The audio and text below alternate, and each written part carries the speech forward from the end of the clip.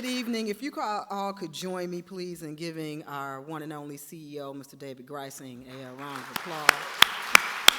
That's right, David. I am Ruby Bailey, Editor-in-Chief of the Illinois Answers Project, and it is my distinct pleasure to be able to introduce you to what will be an extraordinarily exciting panel this evening. But aren't we having a great time so far already tonight? And aren't we excited that the best is yet to come?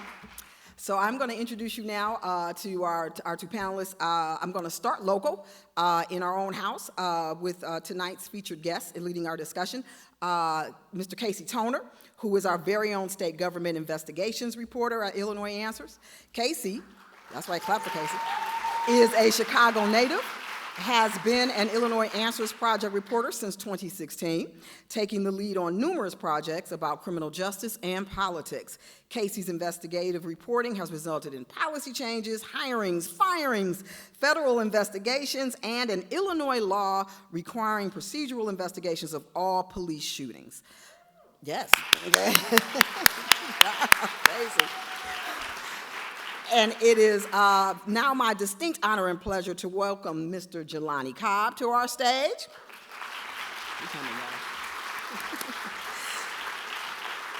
Jelani Cobb is the Dean of the Columbia Journalism School, a Pulitzer Prize-winning finalist, and a Peabody Award-winning journalist, and a staff writer at The New Yorker since 2016, for which he was on deadline today, and he made it. And I'm sorry, that's 2015. Dean Cobb is a leading voice on race, politics, and history. His work includes the PBS Frontline documentary, Whose Vote Counts, and books including The Matter of Black Lives and The Substance of Hope, Barack Obama and the Paradox of Progress, as well as many, many more. His documentary work also includes producing or co-producing Lincoln's Dilemma and Policing the Police. He has been a political analyst for MSNBC since 2019. He has received fellowships from the Ford Foundation, the Fulbright Foundation, and Harvard University Shorenstein Center at the Kennedy School of Government. He serves on the board of directors. Is that right? Don't just stop. Okay. He said just stop. Okay, so are you all ready? So please join me in one more round of applause. Jelani Cobb and Casey Toner. Thank you, Casey. Take it away. Dean Cobb, thanks for being here today. Thank you. I thought we'd start it off talking about a thing that's on a lot of people's minds, and that's democracy, right? There's a lot of talk about it in the election, and what it means and how democracy was on the ballot. And then at the end of the day, a majority of voters decided, Biden old, stuff expensive. And they voted back into the White House the man that whipped up a mob and led the mob into the Capitol building. So how do you assess the media's role of addressing democracy on the ballot? So first I want to say thank you. I'm happy to be here. And it's good to be able to have the opportunity to, it's very funny, I come to Chicago frequently, but it's always like for one day. And so I'm really looking forward to getting an extended time here. Y'all have really good food in this place. Back to democracy, the important stuff. So, I think that we had institutional shortcomings and vulnerabilities before this. And, those vulnerabilities have been weaponized against us in particular ways. And, one of which is the kind of default presumptions that we've operated under. We've had a sense that democracy is invulnerable in this country, which is belied by our own history, by the way. Just as a quick footnote, when we talk about autocracy and authoritarianism, we jump back to Europe in the 1930s. That's our first reference. We don't jump back to Mississippi in the 1930s. We don't jump back to Tennessee and Georgia. We don't jump back to the extreme nationalism of Jim Crow. And the fact that the 13th, 14th, and 15th Amendments to the Constitution were nullified We just decided that they didn't exist, nullified these elements of the Constitution for nearly a century. And so we have a history here, which if we think of ourselves as a kind of genealogy, we'd say, well, you know, our family has produced a long lineage of great athletes or people who have achieved in science, or our family has always been particularly tall and good looking, or whatever the kind of virtues you want to cite. But we also have a long history of heart disease, and we don't talk about that. That's not the part we're talking about. And that history is relevant now because so much of what we're seeing is an update of things that we've seen in our past. And in the press, we weren't prepared to say that. We weren't even prepared to say, when we saw the kind of voluminous lies that were being produced by the Trump campaign in 2016. Now, no one here is naive. You know, politicians lie, especially if you are a journalist, you know this. You know, or human beings do. Politicians have particular career incentives to be less than honest sometimes. The volume and scale are what was different in 2016, and really the intention. And so what we did in that circumstance was proceed as if everything was normal. And if you give me a second, I'll give you an illustration that I used a lot in 2017, 2018 to talk about how we had gotten things wrong and how we had just treated an autocratic candidate or an autocratic president the way we would treat a normal president. And so the exercise I would do is that I would always ask people to raise your hand if you played a sport, if you've ever played a sport. Okay, good. So keep your hand up if you played baseball, softball, basketball, even if you boxed. Okay. She put her hand up when she said boxed. I'm not going to get on your bad side tonight. Now think about the first time you competed against a left-hander. Right. Now I'm left-handed. And, you know, what I know is that if you practice enough, you know, in baseball, I played baseball, if you practice enough, you can learn how to hit a curveball. You figure out how to anticipate what a curveball will do. As long as that curveball is thrown by a right-hander, you're good. But once you see a curveball thrown by a left-hander, everything that you learned goes out the window because the ball does the exact opposite of what it would do were it thrown by a right-hander. In this analogy, the press is right-handed and Donald Trump is left-handed. And we have proceeded to behave in the way that we would if we were facing a conventional person. And everything that we've done as a consequence has been 180 degrees off. And we've tended to wind up being very confused by that. Well, that's kind of the diagnosis, but what's the prescription, right? How do you teach the right-handed hitter to hit the left-handed curveball?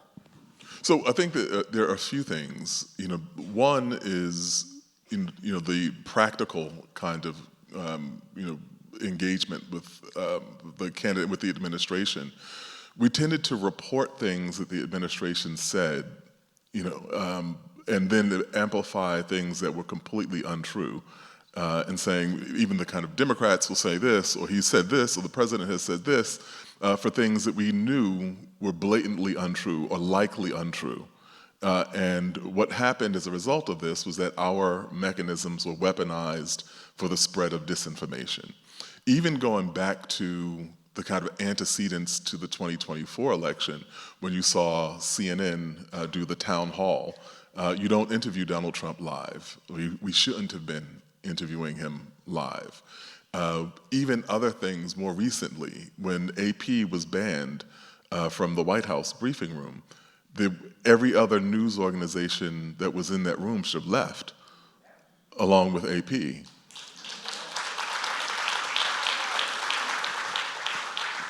We didn't do that because we were treating this as an issue between the AP and the White House, as opposed to an existential issue about the continued existence of a free press or the ability of our press to operate freely in this country. And it goes from there to even, the kind of flood the zone strategy that they've talked about, where they do so many things that people don't know what to do, and as a result, you run around in a scattered kind of fashion. But that's when they try to flood the zone, especially given the paucity of resources that news organizations are dealing with now. When they try to flood the zone, that's when you become really selective. Maybe you do a digest of all those other things, but you focus on the one thing, and you stay on that one thing, and you drill this one thing, down again and again and again.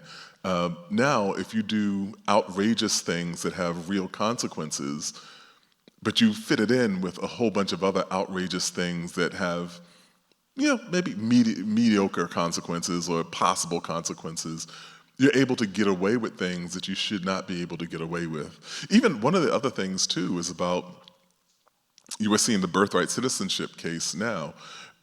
There's been some reporting on this, but I don't think we've gotten across to the public about just how dangerous it is to start kicking out the moorings of the 14th Amendment, what the 14th Amendment has done, why it was created, and how dictatorial it is to attempt to excise part of a constitutional amendment out of your political agenda.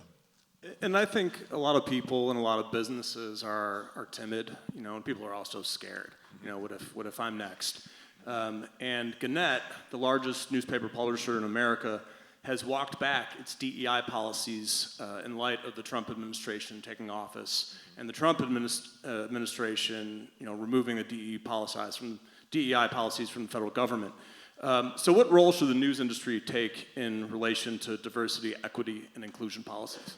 So, there are a couple things that are strange about this, which is that, one, I thought Republicans were opposed to regulation. That's what I understood, to be part of the kind of Republican agenda. But the kind of heavy-handed intrusion, upon the autonomy of institution after institution is striking to me. As it relates to diversity, equity, and inclusion, it is just a requirement. Like, for the work that we do, we need people with as many vantage points as possible.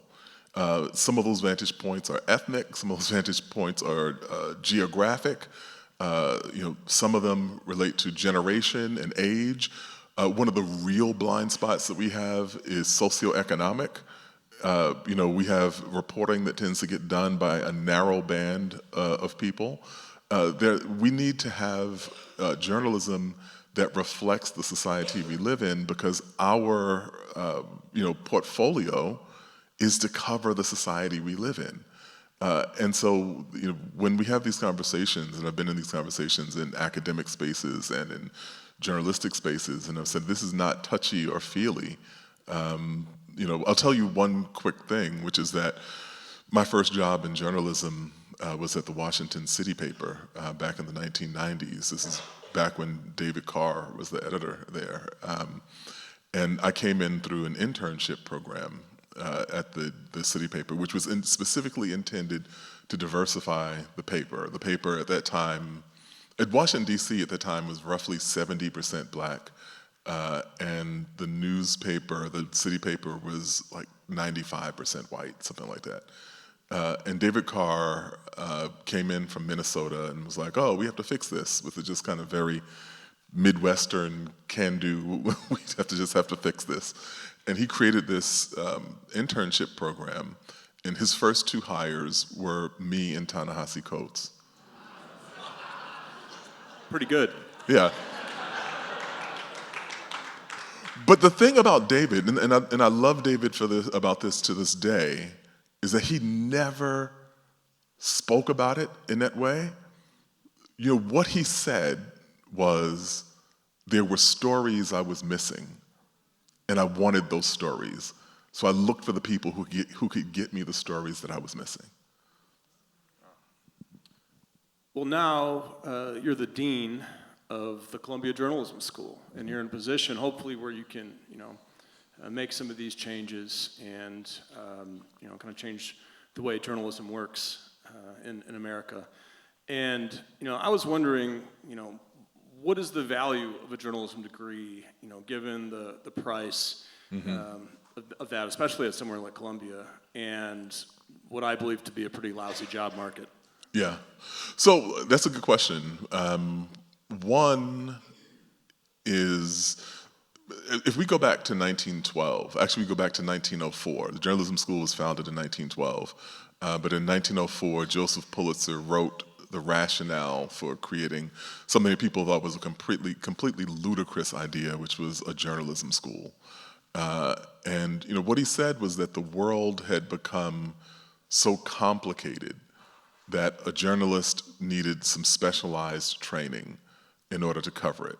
And so he says you needed to understand economics. And you needed just a kind of enough economics to understand what questions to ask people who were in charge of the economy. And you needed to know a little political science. You needed to know a little bit of history. And you need to know all these things. Basically, you needed to have enough knowledge in these various areas to be able to tell when people were lying to you. And so that rationale still holds true. One of the things that we have found is that journalism schools have become more important because there were two routes. One, you could kind of be formally trained in journalism, and the other was to kind of learn by doing. The apprenticeship model, you'd be paired up with someone who was invariably a grizzled 60-something-year-old editor who no one quite knew when they started there. They had just been there, and that person would teach you what you needed to know. That person doesn't exist now in very many instances. We were just talking about news deserts. And so our role in creating the next generation of journalists has become more outsized. You raise a good point with the issue of cost, and that's been my first thing when I came in as dean. We launched a program which would repay the student loans of people who go into nonprofit journalism. Over the course of 5 years, if you stay in nonprofit journalism for 5 years, we will repay up to $50,000 in your loan debt. We did that in order to make it economically feasible for people to, one, get the kind of training that we offer at Columbia Journalism School, and two, go into journalism and not be unduly burdened by the debt that people take on in order to get that training. We need to do much more, and I'm happy to say that we're working on a collaboration. I can't talk about places, but like institutions that you're familiar with, that not far from here where we are now, but in other places as well, to create a consortium where all of our students will be eligible, or all of our students in nonprofit journalism will be eligible for this kind of repayment. And I know this feels like a long time ago, but I do think of this journalist who had a lot of his own problems, but was amazing. Mike Royko, the late great Mike Royko in Chicago, and he lived above a bar when he was growing up, and I think he only had high school education. And there's something to that about just a person who could just do it, and who understood people, right? And I feel like there maybe should be a spot for more people like that. Absolutely. The other thing, and so our probably version of that guy is, Jimmy Breslin, or the person who I really was seriously influenced by, as a young person, who was Pete Hamill, whose work I just completely loved. And both of those guys were high school educated, and kind of came up through the ranks in that way. One other detail, which I think is interesting, and when I say it, it will make a lot of sense to people who are kind of maybe old enough to remember this. At one point, a very significant number of American journalists were veterans. And when you start thinking about it, it's like, all these people who covered, wrote for Stars and Stripes during World War II, or they did like all these different kinds of things. Now, very few. Very few journalists, have military experience or background. And that kind of correlates to that same sort of class dynamic that we have, since our military is overwhelmingly made up of people from the working classes. And so there are all of these tells that kind of indicate, what's happened with the narrow band of people who get to report on the entire society. And so you yourself, you do have that academic background. Yeah. And I read this really interesting, I don't know if it was like an alumni profile, but you wrote it for Rutgers. And you wrote that when you were an undergraduate at Howard in 1989, you and other students took over an administrative building in protest of the Howard University president appointing Lee Atwater to the board, which is, and for all of you who don't know, Lee Atwater created the Southern Strategy, which was a way of just doing racism to get votes. But word got back eventually to President George H.W. Bush, and Atwater resigned a few days later. And in describing the protest, you said it was, quote, important for us to learn that we could influence what happened in the world, end quote. And I really like that. And I was wondering, what do you make of your experience in 2025, now that at Columbia University, students have been expelled, suspended, and put under the threat of deportation for a similar protest? So there's a couple things. One is that whenever I'm in this conversation, I will say I will talk about everything I can talk about. There's some things that, because they're subject to litigation, I can't talk about. So I will go right up to the line of what I can talk about, what I can't. The other is that, for students who are being arrested and potentially deported, I think that the protests are just a pretext. I think people are being arrested in order to suppress dissent. And I think that's happening in a lot of different ways in a lot of different places. The universities that these students attend, including my own, are subject to an incursion into their autonomy by the federal government. I don't think that it's unrelated, or the same thing that we see happening with law firms. In terms of the protest last year, and there have been kind of sporadic protests since then, that gets a little bit complicated. I was one of the faculty negotiators, one of the dean negotiators. There was a team of us that were in charge. So I know Mahmoud Khalil.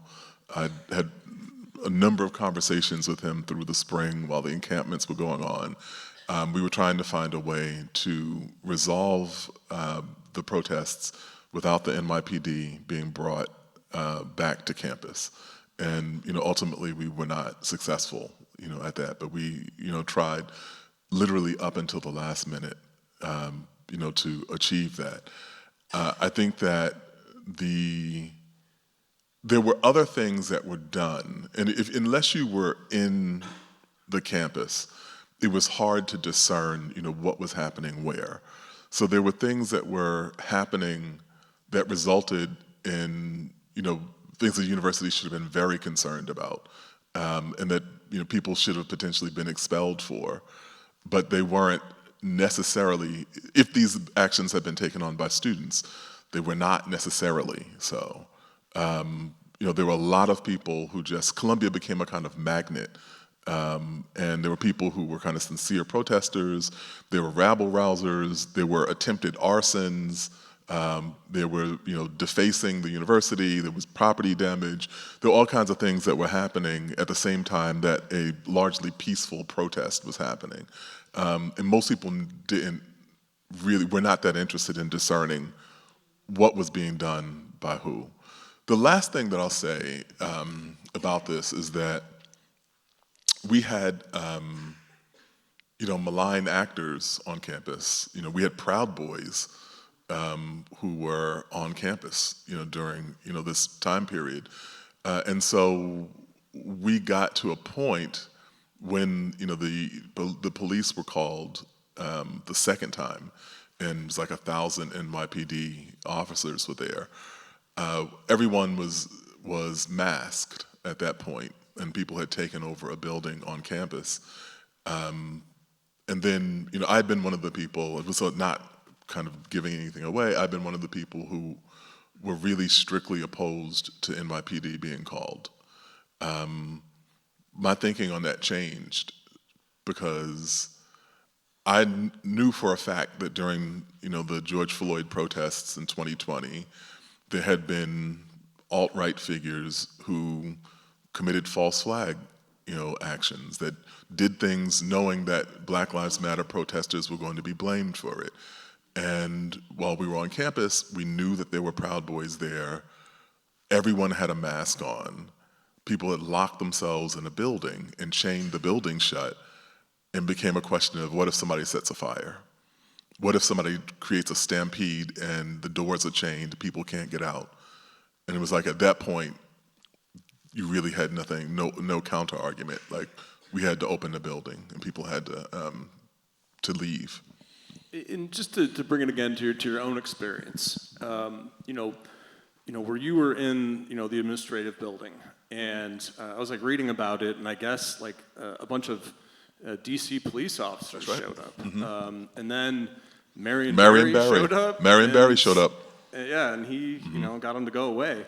And then again, Lee Atwater resigned a few days later. So, what happened between now and then? Is this a matter of tolerance, or what's the change? So I don't know that we can just kind of compare, because we're in two different places at two different times and different circumstances. In some ways, we were aided by the fact that the person we wanted to get off of our board of trustees was the president's campaign manager, George H.W. Bush's campaign manager and his advisor, because they didn't want, a kind of bedlam scene connected to the president in any way. And, this was kind of different, at this point, as I was saying, I'd written a lot about police and policing. There were alumni from the 1968 protests at Columbia who were opposed to the police coming back. There were alumni from the 1986 anti-apartheid protests, who were very much opposed to police being on campus. And then there was this kind of caucus of people.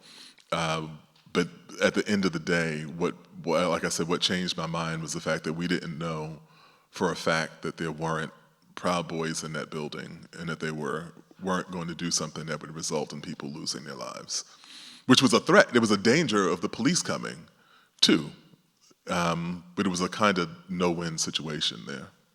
So is it kind of like a fear of the mob, essentially? You don't know what's going to happen when there's that many people that are contained in a small space.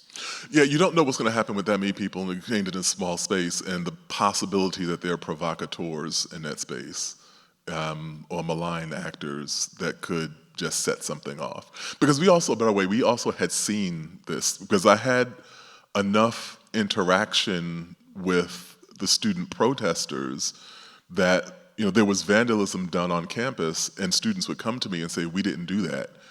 And as a matter of fact, the journalism school was defaced.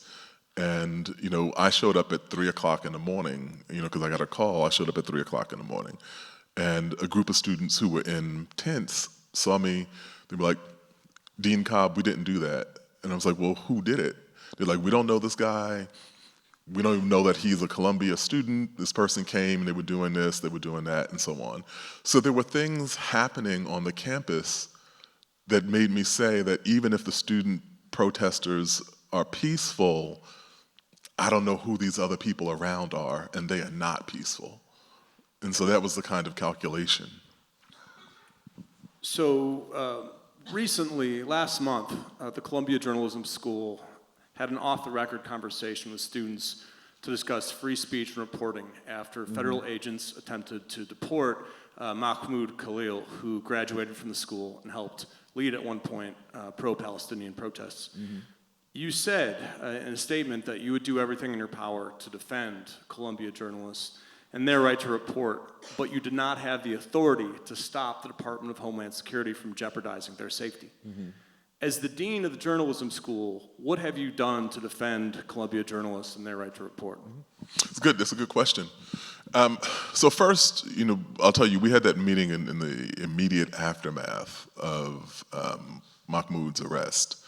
And one of the things, that's important to note was that, there had been previous attempts, to arrest him and other Columbia affiliates, which had not happened because for whatever reason, the ICE agents weren't, providing judicial warrants, or if they had them, they refused to show them.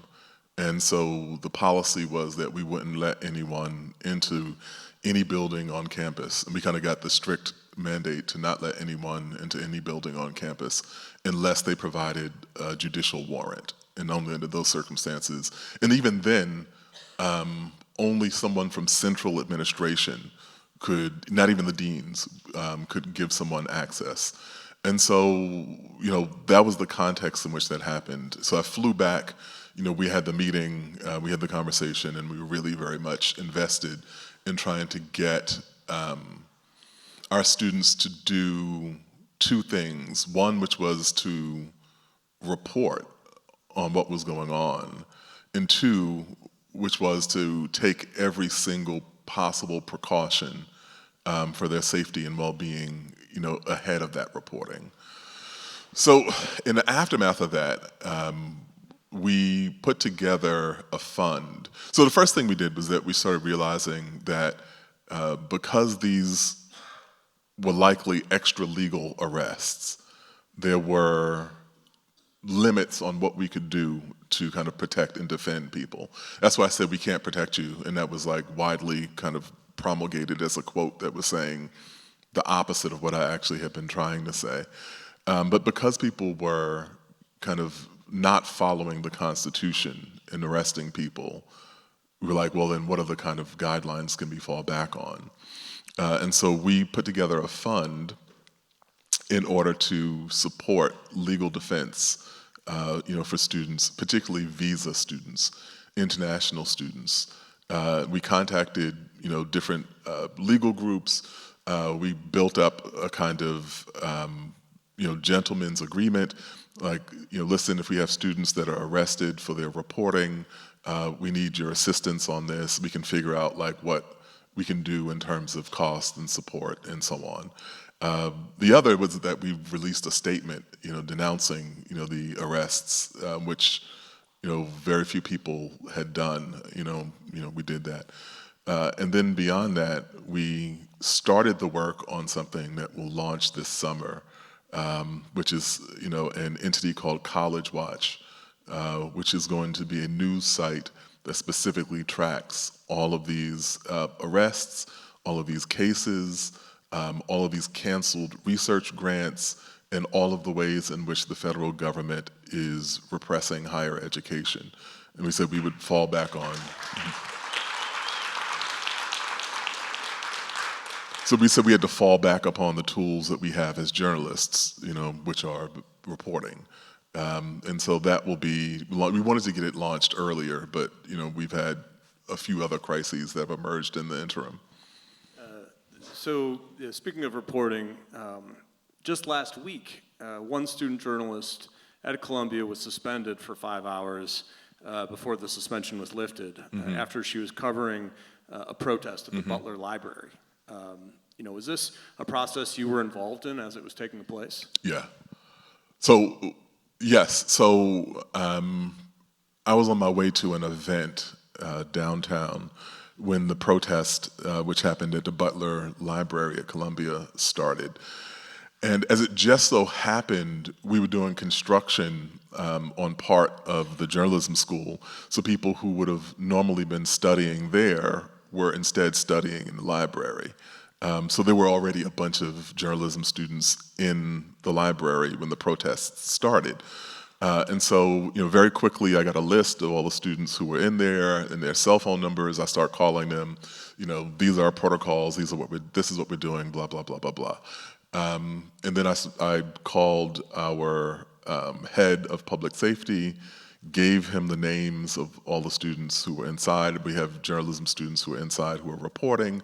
Some of them have official press credentials, some of them do not, but here are all the names. And so as a consequence, they were not, none of our journalism students were arrested, but through some other mechanism, they wound up still being kind of caught up in the list of people who were issued suspensions. And so we kind of jumped into that with both feet. And we had then another set of students, undergrads, have been suspended by Barnard, which we had our attorney, draft a letter and send it to Barnard immediately after the arrests. And here's an interesting kind of paradox of leadership. So I pulled all the levers that we could pull. She was suspended for about 5 hours. Had we not intervened, that suspension would have taken much longer to correct.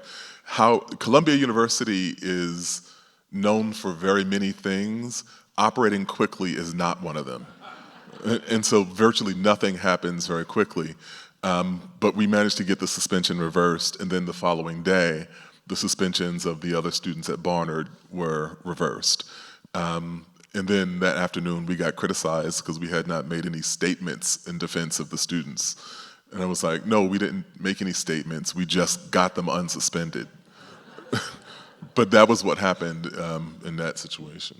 Well, I think that there's a lot of fear in American life kind of more broadly right now.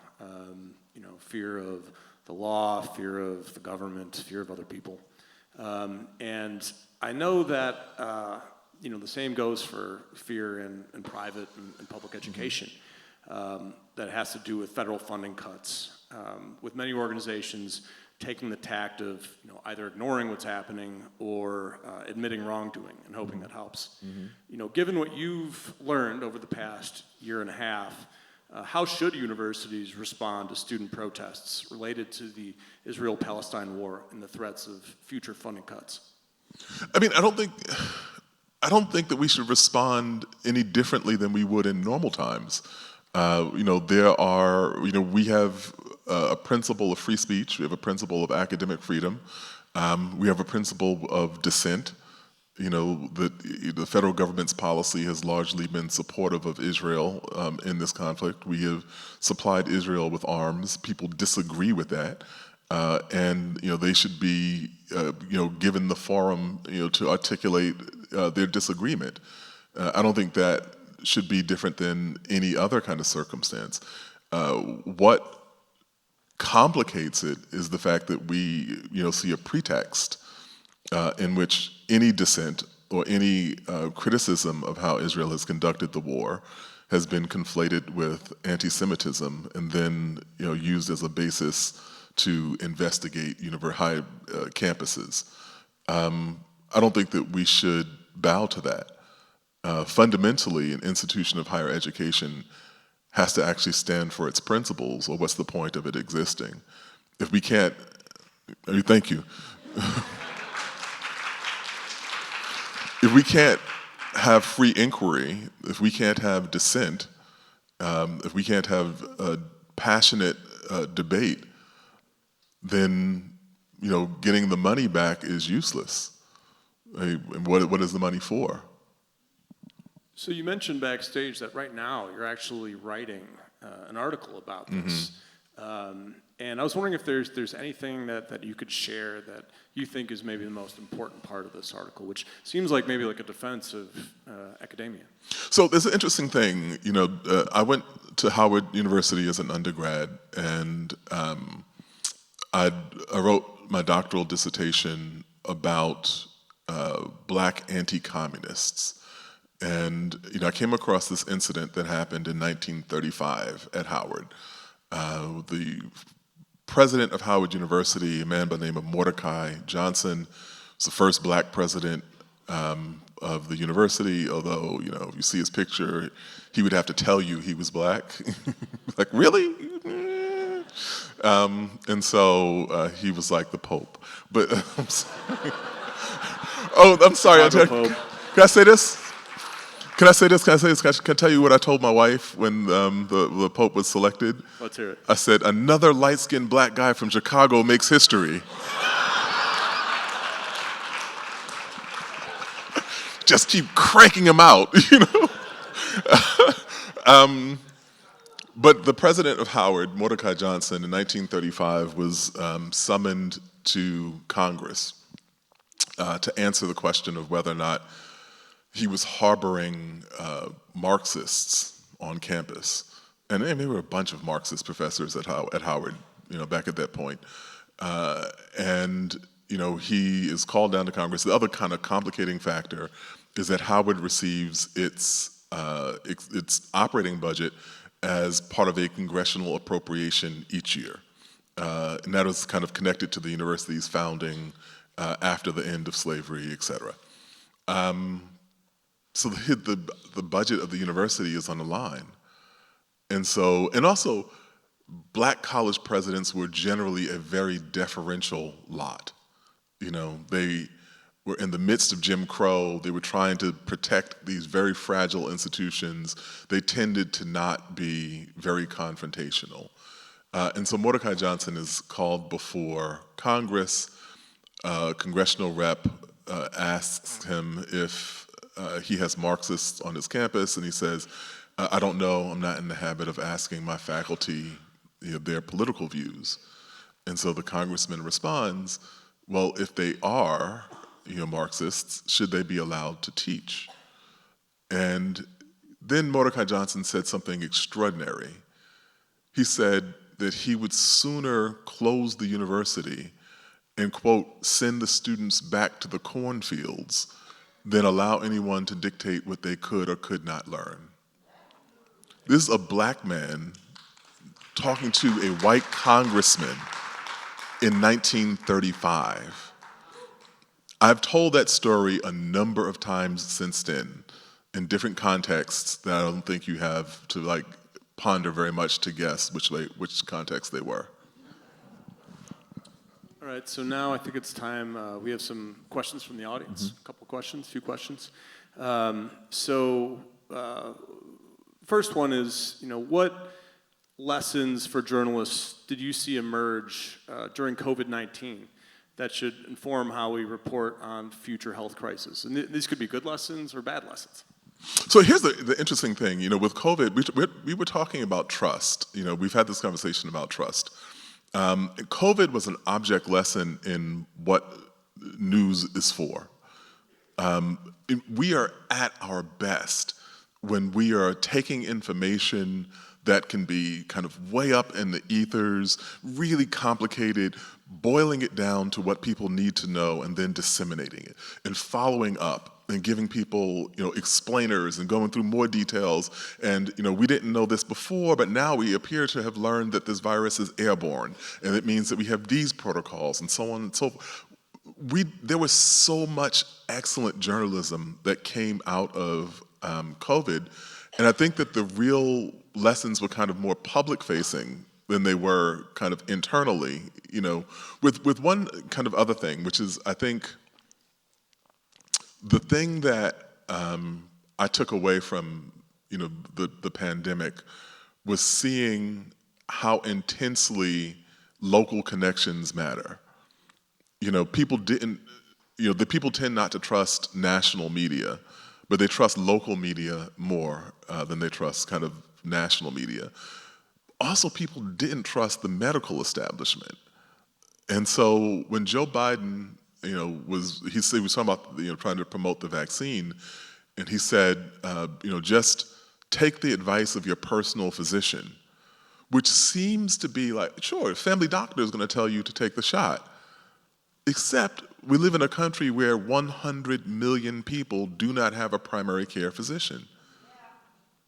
And so I was talking to a group of doctors. I was at a medical conference, and each year they bring in someone who's completely outside of medicine to do a keynote. And I said, our version of local news, your version of local news is your primary care physician, the individual person that you have a connection with who you trust. And just as we have news deserts, you all have effectively medical deserts.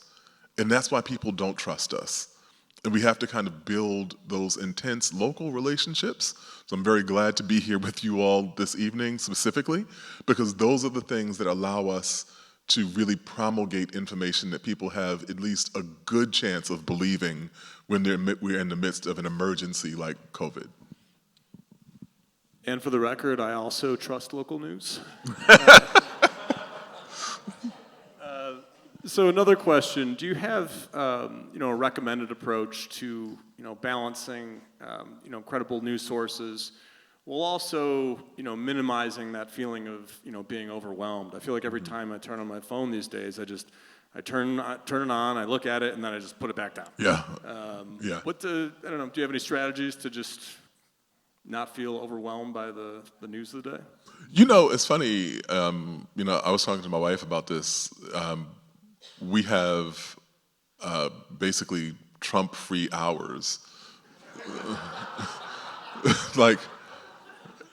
If you wake up and look at your phone and see something crazy, don't say it. Noon, we can deal with crazy at noon. Between noon and 7 p.m. But honestly, it's difficult because I have a hard time engaging myself, and I try to stagger exposure to things, because we are living in these wildly atypical times. And so I would encourage people, one of the other things is that, in the old order, news was a one-stop shop, and so I tell my students this all the time. I was like, you have been lied to, because we tell you that, back in the day, these audiences, they went to the newspaper for hard-hitting investigation after hard-hitting investigation. And I was like, yeah, that wasn't true. It's even when we had money, we published horoscopes.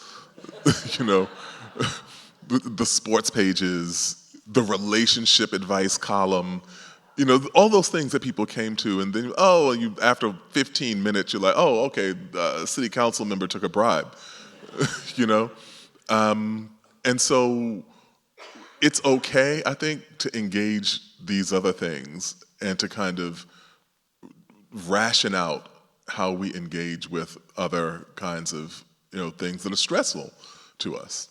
All right, so one last question on maybe a more pleasant note.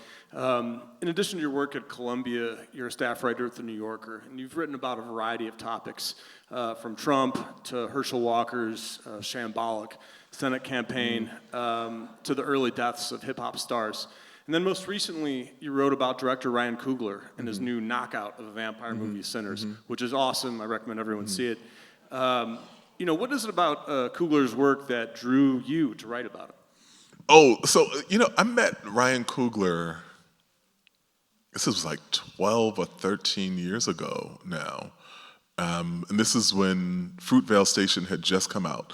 And we didn't meet. We were in MSNBC at the same time. It was and he was coming out of a segment, and I was going into a segment. But he had been talking about how he created this portrait of Oscar Grant, who is the subject of the film Fruitvale Station. It follows the last 24 hours in his life. He's, I think, a 22-year-old young man who was killed by a Metro police officer in Oakland. And he said, you understand people through their relationships with those who are closest to them. And I was like, that's a really profound way. He was like, let me find the people you love and find out what you meant to them. And in understanding what you meant to those people, I'll get a sense of who you were. And I thought that was a really insightful thing. Ryan was 24 at the time. It just kind of stayed in the back of my head. And I've been following his work since then. And then a couple years ago, I was in Oakland. A mutual friend had connected us. I spent the day hanging out with him. He did something that could not be more wholesome. I really do not think this was made up, especially getting to know him. This is just kind of who he is. But he was literally baking bread to take to his grandmother. And I was like, this is not going into the story or any story I write. Then I wound up putting it in a story. But he is a really layered, nuanced thinker, in cinema. And, when he made Black Panther, it's this Marvel comic book movie, but it's about history and the African diaspora and the relationships of people who were torn apart, across decades and centuries. And like, wait, what? I thought this was just about like good guy fights bad guy. But it's so nuanced. And then when he went to Sinners, by the time he said that this movie is about blues, Christianity, and vampires, I was like, yeah, okay. And and it's also about Irish dancing, which It's about colonialism in Ireland. It's about a whole bunch of things. Yeah. And then finally, we've got to wrap it up. This will be the last question. The Sinners is amazing because it's an original work. It's a vampire movie, and it's made $280 million, which you don't see a lot of. Is there any storytelling lessons that you think journalists can draw from someone like Ryan Coogler, who makes great movies that also make money? One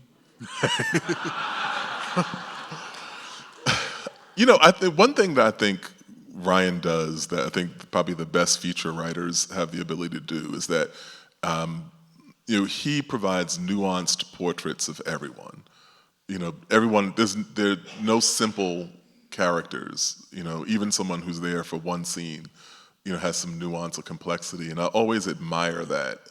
Especially when, you see someone able to just kind of step outside and do a 360-degree rendering of someone.